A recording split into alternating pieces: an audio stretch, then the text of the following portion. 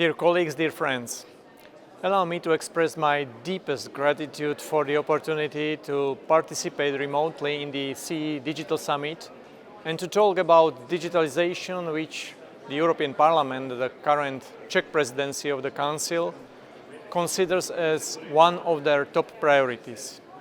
In terms of digital transition, we have been working on the digital agenda, communication resilience, sustainable digital ecosystem, cybersecurity in the EU, security of ICT supply chains, and digitalization of public services. The Czech presidency has also been aiming to secure a Council's position on the AI Act, a general approach to the EID regulation, and to continue work on the Data Act.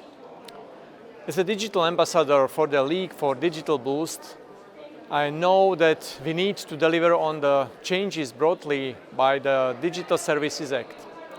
This portfolio includes a topic close to my heart. This issue of child protection is in an online environment. We need to eliminate the risk that digitalization brings into our children's lives and create the space to more effectively detect, investigate, and prosecute online child sexual abusers.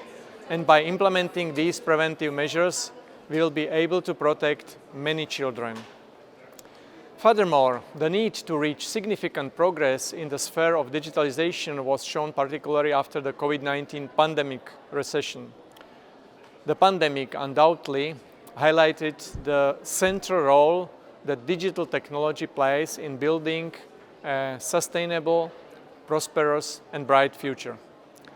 In particular, the crisis has exposed a divide between digitally apt businesses and those yet to adopt digital solutions and highlighted the gap between well-connected urban, rural, and remote areas. Moreover, digitalization offers countless new opportunities in the European marketplace, where numerous vacancies for cybersecurity and data experts remain unfilled. Another important topic is the fulfillment of the path to the digital decade in line with European values. The ambition of this program is to be digitally sovereign in an open and interconnected world and to pursue digital policies that empower people and businesses to seize a human-centered, sustainable, and more prosperous digital future. This includes addressing vulnerabilities and dependencies as well as accelerating investment.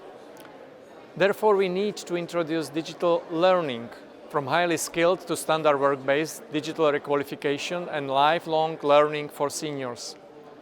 We are also required to digitize business models and public services. At the same time, it is essential to help our small and medium-sized businesses to compete fairly in a globally competitive environment. Nevertheless, we cannot forget that digitization also includes countering the flow of disinformation and war propaganda, especially in line with the current circumstances of criminal Russian invasion.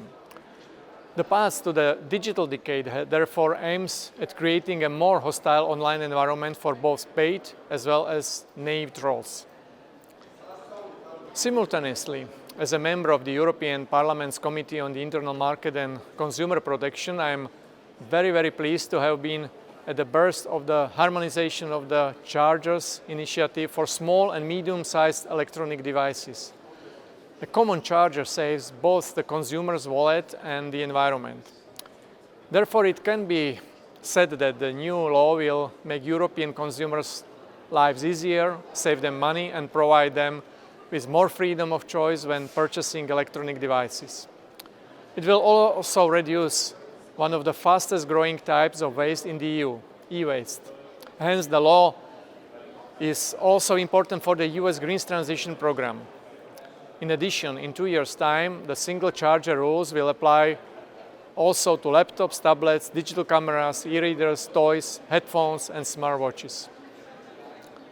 It is also important to note that the digital transition of EU industries and a well-functioning, resilient single market rely on a standardization system that adequately reflects EU policy priorities. The EU's ambition toward climate-neutral, resilient and circular economy cannot be delivered without European standards on testing methods, management systems or interoperability solutions. In the global race for digital leadership, the ability to shape international standards for digital products, processes and services as global benchmarks is essential for the EU's competitiveness. By setting global standards, the EU exports its values while providing EU companies with an important first-mover advantage. In short, the EU's policy ambitions on a resilient green and digital economy will fall short if the accompanying standards are defined by other regions in the world. Finally, yet importantly, Central and Eastern Europe has a special role to play in Europe's digital transformation. The region has a huge potential to adopt new business models and produce the next generation of digital winners, thanks to its fiercely competitive business environment and highly qualified workforce. So far, the CEE's economic transformation over the past few decades has been one of the greatest success stories in the post-war European history. Pro-market reforms, sound money and EU integration have resulted in rapid economic growth across the region. Therefore, our region needs to continue the rapid progress in digital age. Thank you very, very much, and I wish you all a successful and prosperous summit. Have a nice day.